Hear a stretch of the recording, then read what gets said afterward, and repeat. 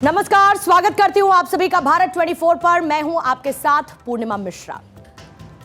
ये mobile phone पैसों से आता है, लेकिन ये मोबाइल फोन पैसे भी लाता है और इस मोबाइल फोन को हम रुपए देकर खरीदते हैं।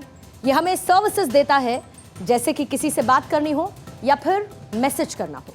लेकिन यही मोबाइल फोन आपको रोजगार भी दे सकता है। यही मोबाइल फोन आपको नेशनल अवार्ड भी दिलवा सकता है और इसी मोबाइल फोन से आप देश की जीडीपी भी बदल सकते हैं।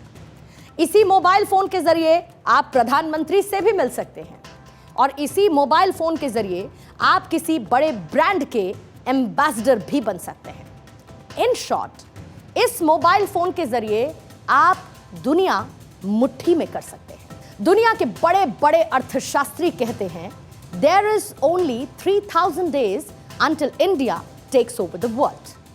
और इसमें एक बहुत बड़ा रोल होने वाला है डिजिटल क्रिएटर्स का, या फिर ये कहें इन्फ्लुएंसर्स का, जहां पर इन्फ्लुएंसर्स के भी इन्फ्लुएंसर हैं प्रधानमंत्री नरेंद्र मोदी। बीते एक दशक में इंटरनेट बदला, सोशल मीडिया बदली और एक सटीक स्ट्रैटेजी से भारत का डिजिटल मार्केट भी बदला। और इसी स्ट्रैटेजी ने लिखी नए भारत की स्टोरी, जिसे हम समझेंगे आज की इंडिया स्टोरी में। Ladies and gentlemen, join your hands together for the influencer of the influencers, the OG, the GOAT, who is making the Indian dream possible for millions of Indians, the creator of New Bharat, Honorable PM Narendra Modi.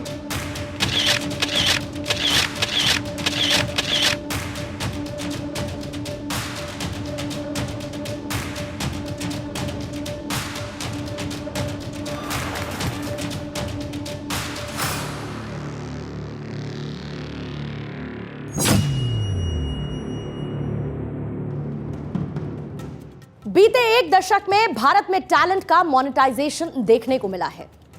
जो कला कल तक संसाधनों की कमी के चलते platform तक नहीं पहुंच सकी, आज उनके हाथ में प्लेटफॉर्म ही पहुंच चुका है। और यहां पर किसी सोसाइटी के लिए डेमोक्रेसी का डीप इन मीनिंग है और आने वाले समय में content creator economy can break new barriers. और इसको समझने के लिए कुछ डेटा आपको मैं दिखा देती हूं। भारत में 637 मिलियन स्मार्टफोन यूजर्स हैं और 2026 तक ये आंकड़ा 900 मिलियन तक पहुंच सकता है। भारत में एक यूजर अमूमन ऑन एन एवरेज 4.5 घंटे इंटरनेट पर स्पेंड करता है और भारत में दुनिया का सबसे ज्यादा डेटा कंजम्पशन किया जाता है। मतलब यह है कि भारत में 15.7 GB per month data consumption होता है और ये डेटा कंजम्पशन 2026 तक 37 GB तक पहुंच सकता है। ऐसा क्यों हुआ? आसान भाषा में अगर कहूं तो भारत में इंटरनेट बहुत चीप है, $0.68 पर GB है। वहीं दुनिया में $4.21 पर GB का इसका एक एवरेज है। और यही वजह है कि भारत में एक्टिव सोशल मीडिया यूजर्स की संख्या 448 मिलियन से भी ज्यादा है और यह आंकड़ा 2026 तक 650 मिलियन यूजर्स तक पहुंच सकता है। जिस वक्त आप अपने टीवी या फिर मोबाइल फोन पर इंडिया स्टोरी का ये शो देख रहे हैं, ठीक उसी वक्त भारत के 46 करोड़ लोगों का डिजिटल पता सोशल मीडिया पर मौजूद है और इनमें से 80 मिलियन भारतीय ऐसे हैं जो कि कंटेंट क्रिएटर हैं। और ये जो 80 मिलियन कंटेंट क्रिएटर हैं, इनमें से कोई म्यूजिक में कंटेंट बनाता है, कोई फैशन पर, कोई कुकिंग पर, कोई डांसिंग पर, कोई कॉमेडी वीडियोस बनाता है और इन्हें इन्फ्लुएंसर्स कहकर बुलाया जाता है क्योंकि ये अपनी कम्युनिटी को इन्फ्लुएंस करते हैं। इन इन्फ्लुएंसर्स की फ्रीक्वेंसी को हम करेंगे डीकोड, लेकिन उससे पहले आपको यह भी बता दूं कि इन इन्फ्लुएंसर्स के इन्फ्लुएंसर हैं हमारे देश के प्रधानमंत्री Narendra Modi. Tech savvy society को इन्फ्लुएंस करना, सोशल मीडिया यूज करने के लिए इन्फ्लुएंस करना, इंटरनेट को गांव-गांव तक पहुंचाने के लिए कंपनीज को इन्फ्लुएंस करना, इंटरनेट रेट्स को मिनिमम लेवल पर पहुंचाने के लिए पॉलिसीज को इन्फ्लुएंस करना और आखिर में इन्फ्लुएंसर्स को इन्फ्लुएंस करना, ये सब पीएम मोदी ने किया है। मतलब ये है कि इन्फ्लुएंसर जो कि डिजिटल प्लेटफॉर्म पर मौजूद है, उसको नेशनल प्लेटफॉर्म दिया है प्रधानमंत्री नरेंद्र मोदी ने। आप पहले कुछ क्लिप्स देखिए। जब ये रील बनाते हैं तो वायरल हो जाती है, जब ये ट्वीट करते हैं तो वो ट्रेंड बन जाता है, जब ये रेडियो शो पे जाते हैं तो वर्ल्ड का नंबर 1 रेडियो शो बन जाता है, जब ये कोई स्लोगन देते हैं तो वो हैशटैग बन जाता है। He does not write the trend, he is the trend.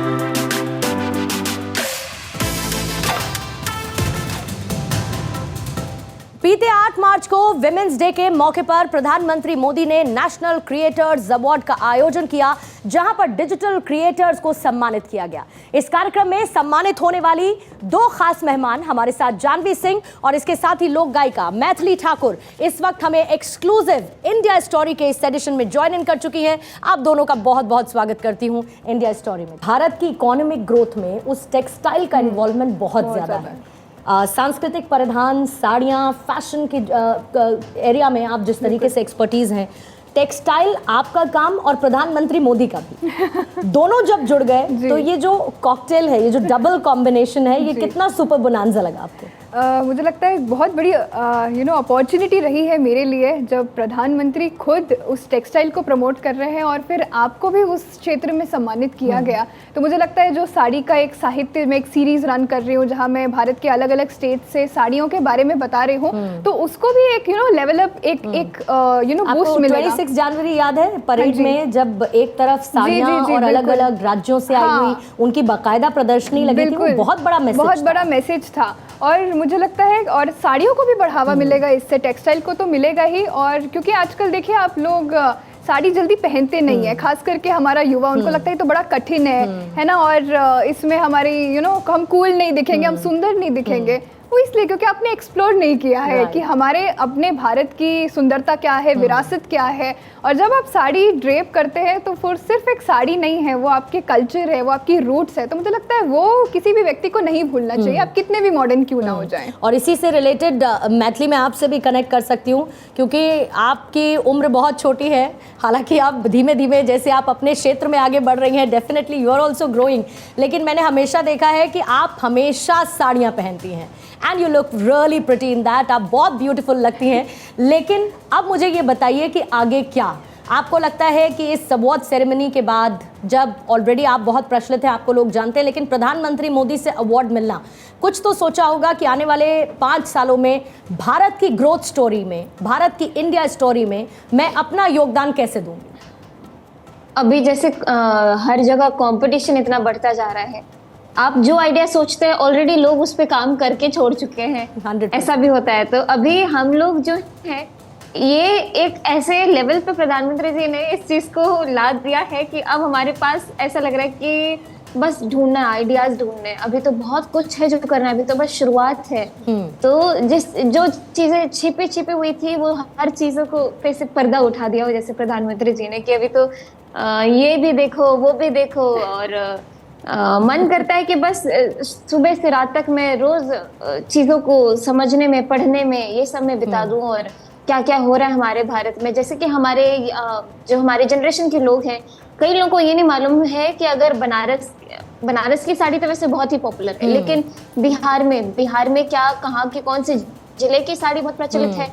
अब महाराष्ट्र की बात करें तो वहाँ पे कौन सी साड़ी बहुत, गुजरात की बात करें तो वहाँ पे कौन सा हैंडीक्राफ्ट है जो लोगों को, जैसे ये सारी चीजें मैं बिहार खादी के, और आपके तो नाम से आर्ट है बिहार में, आपके तो नाम से ही आर्ट है बिहार में। मेरे घर के पीछे ये देखिए, ये सब हाथ से बनाया हुआ है। बस अभी मेहनत करनी है, आगे का कुछ दिखाई नहीं दे रहा कि आगे करना क्या है, क्योंकि बस कल में इतनी सारी हम लोग को रोशनी मिल गई है कि अब इससे बाहर निकलना है, थोड़ा सांस लेना है, अब फिर काम करना शुरू करना है। And I hope both of your brothers are also doing great, क्योंकि उनका भी योगदान आपके साथ हमेशा से रहा है, छोटी उम्र से लेके अब साथ वो आपके बढ़ते हुए नजर आ रहे हैं। और जैसा कि कहते हैं कि अनंत आकाश है, sky is the limit. All the very best to you Maithili and all the very best to you Janhvi. अब ये इन्फ्लुएंसर्स हमारी इकोनॉमी को कैसे इन्फ्लुएंस करते हैं ये भी समझ लेते हैं। दरअसल ग्लोबल क्रिएटर इकोनॉमी है और कुल 104 बिलियन डॉलर की, और वहीं पर ऑक्सफोर्ड इकोनॉमिक स्टडी कहती है कि भारत में ग्लोबल क्रिएटर इकोनॉमी है 6,800 करोड़ की। इसके साथ ही you will be surprise to hear कि भारत में ये मार्केट 6.83 लाख जॉब्स भी क्रिएट करता है। इसकी शुरुआत कहां से हुई, ये जान लेना भी जरूरी है। दरअसल इसके 2 माइलस्टोन्स हैं। साल 2008 में दुनिया रिसेशन से जूझ रही थी और उसी वक्त कई लोगों की नौकरियां चली गई। यहां पर दुनिया भर की कई महिलाओं ने घर पर रहते हुए अपने डेली रूटीन पर वीडियोस बनाना शुरू कर दिया। हालांकि इसकी शुरुआत शौकिया जरूर थी, लेकिन देखते ही देखते ऐसे कई वीडियोस बनते चले गए और बाद में यूट्यूब ने सबसे पहले इन वीडियो क्रिएटर्स को और ज्यादा वीडियो बनाने के लिए इंसेंटिव देना शुरू किया और धीरे धीरे लोगों ने वीडियोस बनाने के साथ साथ पैसा कमाना भी शुरू कर दिया। दूसरा माइलस्टोन था 2020, जब पूरी दुनिया कोविड-19 से जूझ रही थी। करोड़ों लोगों की नौकरी चली गई और ऐसे में लोगों ने एक बार फिर से वीडियोस बनाने की शुरुआत की। यहां पर देश में एक बहुत बड़ी कम्युनिटी का जन्म हुआ, डिजिटल कंटेंट क्रिएटर्स का।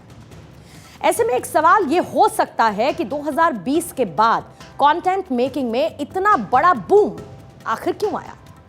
और इसका सीधा जवाब है कंज्यूमर्स भी बढ़ गए। और वो क्यों बढ़ गए? वो इसीलिए बढ़े क्योंकि भारत में इंटरनेट बहुत सस्ता होता गया। 27 दिसंबर 2015 में भारत में जियो लॉन्च होता है और जियो ने इनिशियल स्टेज पर फ्री इंटरनेट देना शुरू किया। सोचिए, ये वो दौर था जब 1 GB इंटरनेट भी 250-300 रुपए का आता था और फ्री इंटरनेट मिलते ही लोगों ने इसमें अपना ज्यादा से ज्यादा समय देना शुरू किया और यहीं से एक क्रांति की शुरुआत हुई। आज भारत में सबसे ज्यादा डेटा कंजम्पशन की वजह है सबसे सस्ते इंटरनेट का होना। So called super power. America में 1 GB डेटा की कीमत फिलहाल 459.8 है। अमेरिका में टॉप 5 टेलीकॉम कंपनीज का 1 GB का डेटा प्लान लगभग 818 रुपए से 1600 रुपए के बीच में है। तो आइए जापान, वहां पर 1 GB मोबाइल डेटा की जो एवरेज कीमत है वो है 317 रुपए से ऊपर की और जापान में ये कीमतें भारत के मुकाबले लगभग 32 गुना ज्यादा है। यूनाइटेड किंगडम यूके, यहां पर 1 GB मोबाइल डेटा की एवरेज कीमत है 65 रुपए के करीब। तो चीन में 1 GB मोबाइल डेटा की औसतन कीमत है 33.8 रुपए और भारत में यही इंटरनेट सस्ता मिलता है गवर्नमेंट की पॉलिसीज से। बहरहाल आइए इंडिया स्टोरी के टॉपिक पर वापस आते हैं। डिजिटल फील्ड में डिमांड बढ़ी तो कंपनीज ने सप्लाई को भी बढ़ा दिया और हर क्षेत्र में टैलेंट रखने वाले लोगों के लिए यह परफेक्ट प्लेटफॉर्म बना। समय आगे बढ़ा तो कई लोग इस फील्ड में परमानेंट भी हो गए। मतलब ये कि सोशल मीडिया ही इनके जीवन का प्राइमरी वर्क हुआ, यानी कि प्राइमरी सोर्स ऑफ इनकम भी बना। आप 2022 का जरा ये डेटा देखिए, जहां पर भारत में सोशल मीडिया साइट्स पर यूजर्स का डेटा बताया गया है। जैसे कि YouTube पर 467 मिलियन, फेसबुक में 329.7 मिलियन, इंस्टाग्राम में 230.3 मिलियन, स्नैपचैट 126 मिलियन, लिंक्डइन में 83 मिलियन, तो ट्विटर पर, जिसको अब आप आम भाषा में एक्स के तौर पर जानते हैं, वहां पर हैं यूजर्स 23.6 मिलियन। और ये कुछ सोशल मीडिया साइट्स के नंबर ऑफ यूजर्स मैंने आपके सामने रखे और इसके अलावा बहुत सारी सोशल मीडिया प्लेटफॉर्म्स हैं। इन सोशल मीडिया साइट्स पर क्रिएटर इसीलिए बढ़ते चले गए क्योंकि जो टैलेंटेड लोग कल तक सही प्लेटफॉर्म ना मिल पाने की वजह से किसी और क्षेत्र में, किसी और फील्ड में नौकरी करने चले गए थे या फिर वो बेरोजगार रह जाते थे, उन्होंने यहां से बेहतर कमाई की और इन इन्फ्लुएंसर्स ने हमारी इकोनॉमी को कैसे इन्फ्लुएंस किया वो आपको आंकड़ों के साथ फैक्ट्स में सामने रखती है। भारत में 10 लाख से ज्यादा सब्सक्राइबर्स वाले 1200 कंटेंट क्रिएटर्स हैं और 1 लाख से ज्यादा सब्सक्राइबर्स वाले करीब 2500 कंटेंट क्रिएटर्स हैं। इसी तरीके से इंस्टाग्राम पर 10 लाख से ज्यादा फॉलोअर्स वाले 10,000 लोग हैं और वहीं 1 लाख से ज्यादा फॉलोअर्स वाले 40,000 लोग हैं। और ये कमाते कितना है, ये भी तो है $1 मिलियन क्वेश्चन। दरअसल अगर आप ग्लोबली देखेंगे तो 10,000 से 10 लाख फॉलोअर्स वाले लोग 200 से $250 पर मंथ कमाते हैं। ये इनकी हर महीने की कमाई है। जो 10 लाख फॉलोअर्स वाले लोग हैं वो करीब $2,500 से $65,000 पर मंथ कमा लेते हैं। मतलब ये कि 50 लाख रुपए पर मंथ, यानी कि 6 करोड़ रुपए पर एनम। ये कंटेंट क्रिएटर्स अब वीडियो मेकिंग से भी एक कदम आगे बढ़ चुके हैं। ये इन्फ्लुएंसर्स अब अपना ब्रांड भी बना रहे हैं, एंटरप्रेन्योर्स बन रहे हैं, नए बिजनेस मॉडल खड़े कर रहे हैं, स्टार्टअप्स खोल रहे हैं। और इन कंटेंट क्रिएटर्स के जरिए कई ऐसी बड़ी बड़ी कंपनियां हैं उनको डायरेक्ट बेनिफिट होता है, क्योंकि इन इन्फ्लुएंसर्स की अपने जॉनर में अपनी एक ऑडियंस होती है। मतलब ये है कि कोई अगर फैशन एक्सपर्ट है तो वो क्लोथिंग के बारे में बताता है, कोई अगर मेकअप में कंटेंट बनाता है तो वो ब्यूटी प्रोडक्ट्स बनाने वाली कंपनीज के लिए एक परफेक्ट चेहरा होता है। यहाँ पर बड़ी बड़ी कंपनीज को ज़्यादा पैसा भी नहीं लगाना पड़ता और टारगेट ऑडियंस भी आसानी से मिल जाती है, या यूं कहूँ कि इन्फ्लुएंस हो जाती है। यहाँ पर win win situation for all of them. यहाँ पर क्रिएटर्स के बिजनेस को 4 भागों में बांटकर आपको करीब से समझा देती हूँ। जैसे कि पहला है इसमें क्रिएशन, दूसरा है डिस्कवरी, तीसरा और बहुत इंपॉर्टेंट मोनेटाइजेशन, और चौथा है ग्रोथ। अब आप इसको ब्रीफली समझिए। क्रिएशन का मतलब क्या है? अपने अंदर की कला को पहचानना, कुछ नया क्रिएट करने के लिए उसको सामने रखना। डिस्कवरी यानी कि अपने अंदर के स्किल्स को डिस्कवर करना, अपनी सही ऑडियंस तक कैसे पहुंचा जाए इसका पता लगाना। और फिर आता है मोनेटाइजेशन, यानी कि जो आप क्रिएट कर रहे हैं उसे मोनेटाइज करवाना, और इसके लिए आपको अपनी एक पर्टिकुलर फिगर्स में ऑडियंस बनानी होती है। और आखिर में आता है ग्रोथ, मतलब आपकी एक ऑडियंस बन गई है, आप पैसा भी कमाने लगे। अब यहां से आगे सिर्फ आपकी ग्रोथ बचती है। आपको कितना ग्रो करना है that fully depends on you. लेकिन नया भारत तो ठहरने वाला नहीं, रुकने वाला नहीं। ये सिर्फ दौड़ना चाहता है, आगे बढ़ना चाहता है। और जैसा कि मैंने शुरुआत में कहा था, सिर्फ 3000 दिन बचे हैं। हम दुनिया को लीड करने वाले हैं। हमें हर एक क्षेत्र में हर बैरियर को तोड़ना है। कला कश्मीर से लेकर कन्याकुमारी तक कहीं पर भी क्यों ना हो, अब उसे रिफाइन करने का समय आ चुका है, क्योंकि दुनिया के पटल पर भारत को डिफाइन करने का समय आ चुका है। Our goal is super clear, India a developed nation, और इसमें आपकी भागीदारी की बड़ी जरूरत है। तो क्यों ना बनिए डिजिटल कंटेंट क्रिएटर्स और दीजिए भारत की इकोनॉमी को बूस्ट।